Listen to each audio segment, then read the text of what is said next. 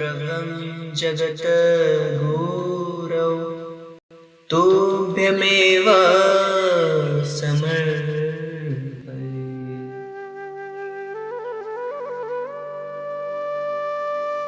भवां बोधिपोतं शरणं व्रजामः। प्रभु कहते हैं, मनुष्य का मन निर्विषय नहीं रह सकता, क्योंकि मन को एक विषय लेकर रहना ही होगा। इसलिए विषय रहित अवस्था में मन कार्य करना बंद कर देता है। इसलिए मन को एक विषय रहना चाहिए। मात्र परम पुरुष को ही मन का विषय बना लें। मन को इसलिए एक निर्दिष्ट स्थान में स्थिर कर बिठाना होगा और इस स्थिरीकृत मन को बिंदुस्थ होना होगा, क्योंकि वही बिंदुस्थ मन सिर्फ परम सत्ता में विलीन हो सकता है। तदेकं जपामः तदकं स्मरामः। जप माने किसी वस्तु की पुनः पुनः आवृत्ति।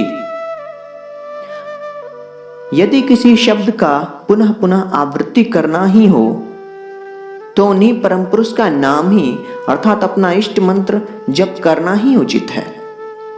अन्य कुछ भी जप नहीं करना। प्रसंगतः उल्लेख है कि जप 3 तरह का है। एक का नाम है मानसिक जप, अर्थात जब तुम मन ही मन जप कर रहे हो तब तुम्हारे इस मानसिक जप क्रिया का एकमात्र श्रोता तुम ही हो। द्वितीय प्रकार का जप है उपांशु जप, जिस जप के करने में दोनों ओठ थोड़ा अलग होता है और बंद होता है। उसका भी श्रोता तुम ही हो। और तृतीय प्रकार का जप है वाचनिक जप, अर्थात तुम अपने वाक यंत्र के सहारे ध्वनि करते हो। यही वाचनिक जप हुआ सबसे निकृष्ट प्रकार का जप, और सर्वोत्कृष्ट जप है मानसिक जप। तदेकं जपामः तदेकं स्मरामः तदेकं जगत साक्षी एवं नमामः। नमः माने अन्य किसी सत्ता का प्राधान्य या सार्वभौमत्व मान लेना।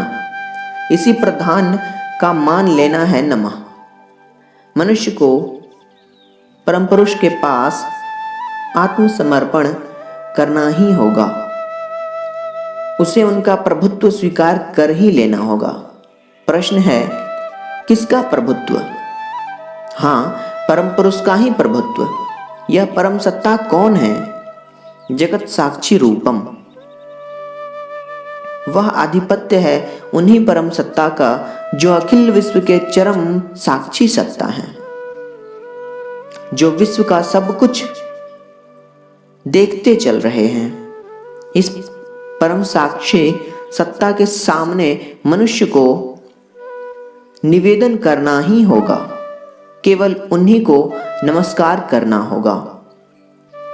जगत साक्षी रूपम, इस विश्व को संस्कृत में जगत कहते हैं। गम धातु का अर्थ है चलना। इस विश्व ब्रह्मांड की कोई सत्ता स्थिर नहीं है, कोई गतिहीन नहीं है, सब चल रहे हैं। इसलिए विश्व को कहते हैं जगत। चलमानता ही है इसका धर्म, आगे बढ़ना इसका विशेष वैशिष्ट्य है। तदेकं निधानं निरालंबमीशं भवां बोधिपोतं शरणं व्रजामः। इस विश्व की सभी चीजों का एक अंतिम बिंदु है, एक गंतव्य स्थल अवश्य ही है। वैसे ही समस्त क्रियाकलाप का चरम तथा परम शेष बिंदु है परम पुरुष। परम पुरुष ही एकमात्र सत्ता है जो किसी सत्ता के ऊपर निर्भरशील नहीं है। इसीलिए भक्त कहते हैं, तुम सभी सत्ताओं के आश्रय स्वरूप हो। तुम ही एकमात्र सत्ता हो जिन्हें सत्तागत अस्तित्व की रक्षा के लिए किसी आश्रय का प्रयोजन नहीं है। मैं एक बार तुम लोगों को कहा था कि इस पटना शहर का आश्रय है पटना जिला, और पटना जिले का आश्रय बिहार प्रदेश है।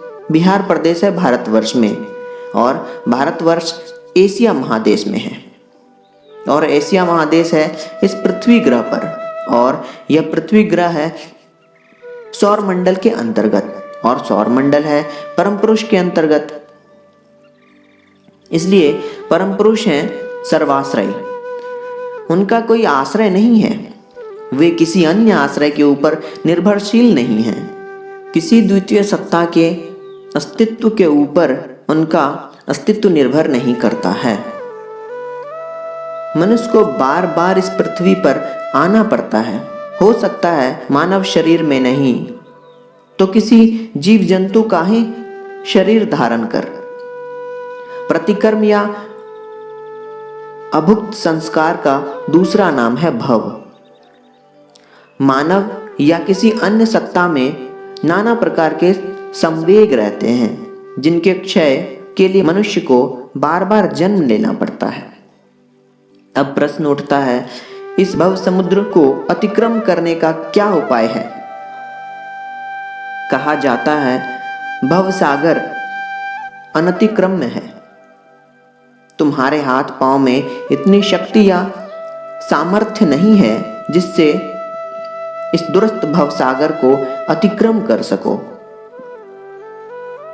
इसलिए अच्छा होगा यदि अच्छे प्रकार की एक नौका या स्टीमर की सहायता पा जाओ, जिस पर चढ़कर इस महासागर को पार कर जाओ।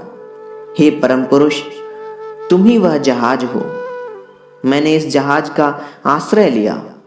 मैं इस जहाज पर चढ़कर भव समुद्र पार करूंगा। समुद्र के दूसरे किनारे पार कर पहुंच जाऊंगा। तुम्हारी कृपा से मैं ऐसा करने में सक्षम होऊंगा।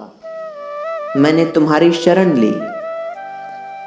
भवाम बोधि पोतंग शरणं व्रजामः।